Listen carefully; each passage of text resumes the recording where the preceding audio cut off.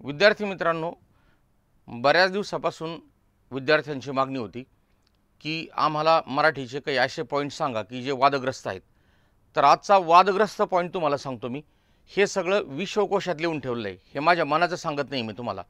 त्याच्यामुळे जर तुम्हाला हे कोणी जर म्हणत असेल की विवेक सिंधू हा पहिला पद्यग्रंथ आहे आणि तो आद्य ग्रंथ मराठीचा आहे, आज जर कोणी जर म्हणत असेल तर मी तुम्हाला सांगतो की हा व्हिडिओ पाहिल्यानंतर तुमचा हा गैरसमज 100% दूर होईल।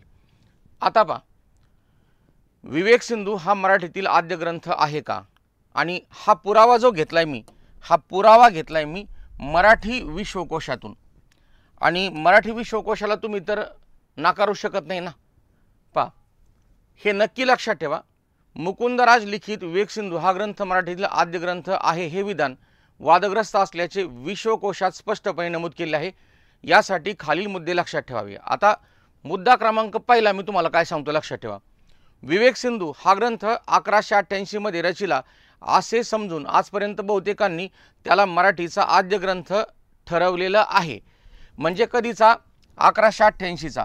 कारण याचं जे वर्ष आहे ते 1188 दिले, परंतु याच्याबद्दल वाद काय आहे ते तुम्हाला सांगतो मी। माझ्या पुस्तकात ते 1188 का दिले याचं कारण तुम्हाला सांगतो। कारण त्याचं वर्ष कुठेही सापडलं तरी 1188 सापडतंय। म्हणजे हा ग्रंथ सरळ सरळ 12व्या शतकातला आहे।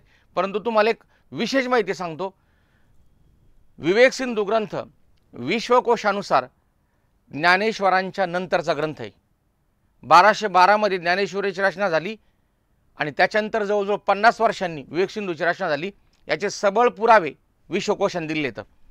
आता लक्ष द्या, परंतु त्याचा काळ आणि स्थळ दोन्ही वादग्रस्त आहेत।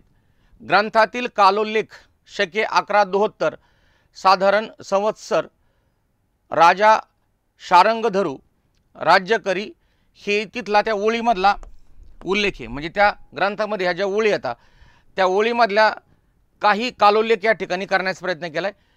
म्हणून हा जो म्हणजे कालोल्लेख केला आहे चुकीचा व संशयास्पद आहे। चुकीचा अशासाठी की त्यात शक व संवत्सर यांचा कुठेच ताळमेळ बसत नाही।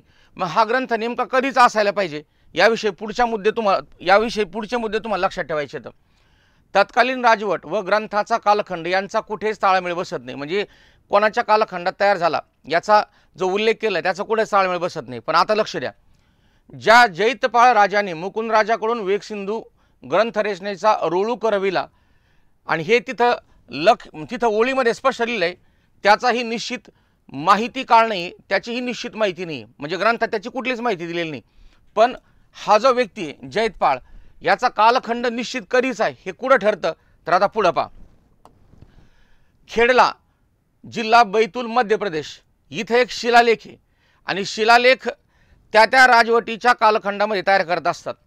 येथील एक शिलालेख या जैतपाळावर अधिक प्रकाश टाकतो। हा लेख जैतपाळाच्या वेळचा म्हणजे शके 1285चा म्हणजेच 1363 मधला आहे।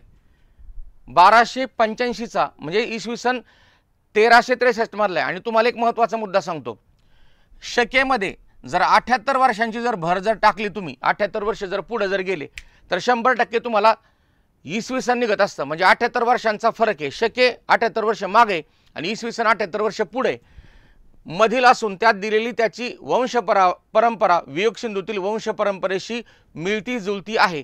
म्हणजे हा ग्रंथ जर या जैतपाळ राजाचा कालखंडाचा विचार जर केला तर तो कालखंड 1285च्या आसपास असण्याचा एक त्यांनी कयास लावले आणि त्याच्यामध्ये विवेक सिंधूमधील वंशावळ आणि त्या राजाच्या शिलालेखावरून जे काही उल्लेख सापडलेत त्यावरून त्याचा ताळमेळ कुठेतरी बसतो। जैतपाळ याच्या काळाशी म्हणजे शके 1285शी हा कालखंड जुळत आहे, म्हणजेच एकमेकांशी साधर्म्य। याचा अर्थ मुकुंदराज मराठीचा आद्य कवी नसून तो ज्ञानेश्वरानंतर 50 वर्षांनी होऊन गेल्याचे स्पष्ट होते। म्हणजे तुम्ही एक विचार करा, 1212 मध्ये जर ज्ञानेश्वरी रचली जाते त्याच्यानंतर साधारणतः 50 कसं जास्त वर्ष, जो 60-70 वर्ष नंतरचा कालखंड आहे। म्हणजे ते रँडमली सांगितले फक्त इथं 1212 जर म्हणलं तर साधारणतः एक 70 वर्षाचा कालखंड नंतरचा आहे। म्हणजे जर विचार जर केला तर म्हणून एक लक्षात ठेवा, विवेक सिंधू हा ग्रंथ मराठी भाषेतील पहिला गद्य ग्रंथ, पहिला पद्यग्रंथ नाही. तर एक महत्त्वाचा मुद्दा या ठिकाणी लक्षात ठेवायचा आहे की विवेक सिंधू या ठिकाणी जर तुम्ही विचार केला बारकाईनं तर विवेक सिंधू हा सुद्धा काय सांगा पद्यग्रंथ आहे. आणि त्याचबरोबर महत्त्वाचा मुद्दा गाथा सप्तशती सुद्धा पद्यग्रंथ आहे. परंतु गाथा सप्तशती याचा जर विचार केला तर इसवी सन पहिल्या किंवा दुसऱ्या शतकातील हा ग्रंथ आहे. म्हणजे तुम्ही एक विचार करा, विवेक सिंधूच्या अगोदरचा 1000 वर्षांपूर्वीचा गाथा सप्तशती ग्रंथ आहे. मग तुम्ही विवेक सिंधूला कोणत्या अँगलने पहिला ग्रंथ मानता हा महत्त्वाचा मुद्दा आहे. आणि लीळाचरित्राचा विचार जर केला तर लीळाचरित्र हा ग्रंथ माहीम भट लिखित आद्य ग्रंथ गद्य ग्रंथ आहे. हे तुम्हाला नंतर मी पुढच्या लेक्चरमध्ये सांगणार आहे. परंतु आता तुमचे मुद्दे क्लिअर झाले असतील अशी अपेक्षा करतो. विश्वकोशामध्ये याचा स्पष्ट उल्लेख आहे. म्हणजे ज्ञानेश्वरानंतर 50-60 वर्ष नंतरचा हा ग्रंथ असल्यामुळं हा पहिला पद्यग्रंथ किंवा हा आद्य ग्रंथ ठरत नाही. पद्य नाही गद्य नाही कोणताच नाही, विवेक सिंधू आद्य ग्रंथ ठरत नाही. या ठिकाणी याच्यावरून स्पष्ट होतं. हे माझं मत नाही, विचारवंतांनी आणि लेखकांनी मांडलेल्या मतावरून मी तुम्हाला सांगतोय.